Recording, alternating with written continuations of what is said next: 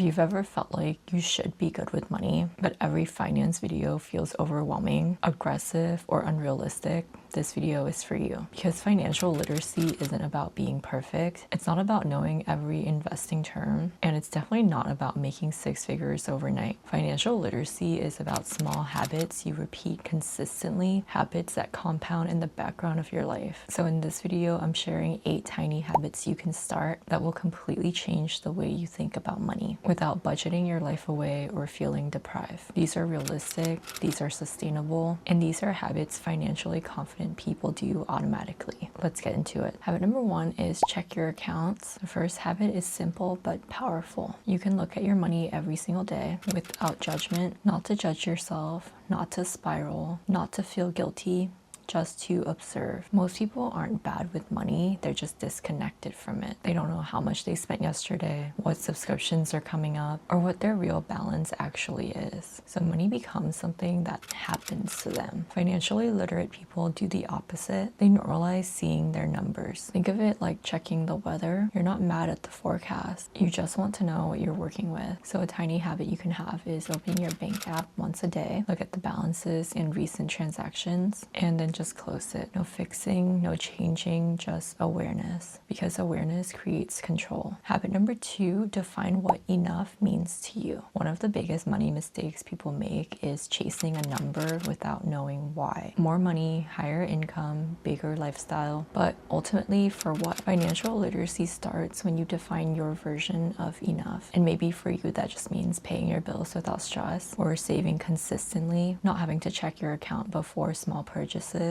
or maybe just having options. When you don't define enough, you'll always feel behind no matter how much you make. So a tiny habit you can start is once a month, ask yourself, what would make me feel financially calm right now? Not rich, not impressive, but calm. That answer becomes your financial North Star. And this might also reveal certain things about the way that you view money psychologically, because when some of you ask yourself this, you might realize that there's not really anything that would make you feel better financially. And that's kind of a hint that you might have an unhealthy relationship with money, and that the numbers aren't directly correlated to how you feel, and that it might not be your finances that's actually the problem. It might be just the way that you view your finances or how you feel about them. Habit number 3 is learn one money term a week. You do not need to master finance all at once. Financial literacy compounds the same way money does, slowly, consistently, and over time. So one term a week, you can start with some of these: Roth IRA,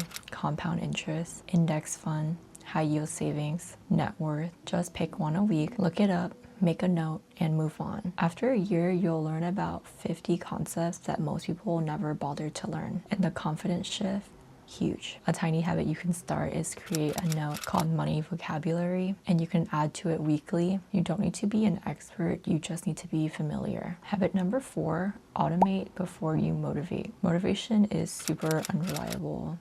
One day I feel like doing everything all at once, and the next I don't feel like getting out of bed. And you might feel the same way. Some days you're disciplined, some days you're tired, some days you just need another coffee. Financially literate people don't rely on willpower, they rely on automation. So some tiny habits you can start: automatically send money to your savings account, automatically invest a small amount, automatically pay your bills, even if it's $25. Automation removes emotion, and emotion is what makes money stressful. So just set it once and let it run quietly in the background of your life. That's grown-up money energy. Habit number 5, track your net worth, not just your spending. Most people only track, what did I spend this month? Financially literate people track, am I moving forward overall? Your net worth is simply what you own minus what you owe. So a tiny habit you can start is once a month, list all your accounts, list all your debts, and calculate your net worth number. Even if it's negative, even if it's small. Progress is motivating when you can see it. So while your spending habits matter, your trajectory matters even more. Habit number 6 is to pause before every non-essential purchase. Financial literacy isn't about never spending. It's about intentional spending. So a tiny habit you can start is before you buy something that's not essential to your life, pause and ask,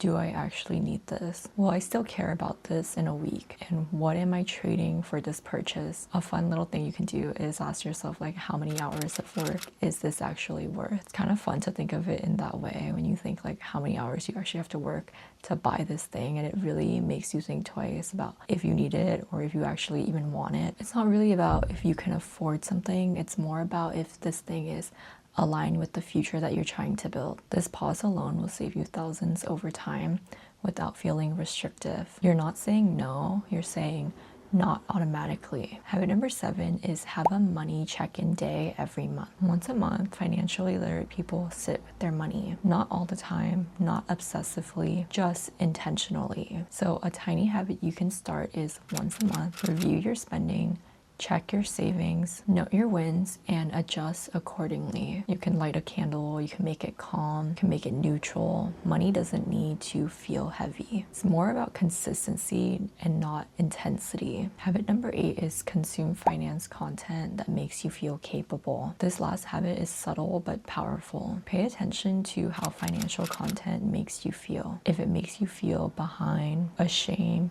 pressured, or inadequate, that's not education, it's just noise and fear mongering. Financial literacy grows the fastest when you feel capable, not scared. So a tiny habit you can start is to curate financial content that explains calmly, encourages progress, and normalizes starting small. Confidence is a skill and it's learned. I really resonate with this one because I love consuming financial content, but I don't necessarily feel like it's always educational. I feel like it's actually mostly entertaining, and I feel like I do that because it's motivating. It's nice to kind of hear people talk about this topic and hear from people who are like on the same journey as you. It just kind of helps you stay on track and stay focused and stay motivated. And it's not always about having to learn something. I think most of the time for me it's just entertaining to have something on in the background, and then I do feel like I do inevitably learn because I'm always having stuff on in the background, but it doesn't feel like heavy or like a chore. It just kind of feels like fun and light. Financial literacy isn't loud, it's not flashy, and it doesn't happen overnight.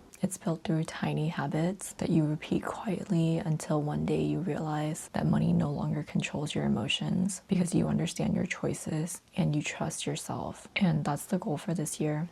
If this video helped you, like, subscribe, and share it with someone who wants a calmer relationship with money. I am also posting 5 days a week on TikTok, so make sure that you follow me over there if you're not already. And if you actually found this channel from my TikTok, let me know in the comments below. I'm trying to figure out if most of you guys are coming from TikTok or if you just found me on YouTube, and let me know which platform you prefer too. I'm just curious to know like if you guys are more into short form content or long form content. If you like this video, be sure you check out my video on how to invest in 2026. And remember, you don't need to do everything, just one small thing consistently. That's it for today's video. Let me know what you want to see next, and I will see you next time. Bye.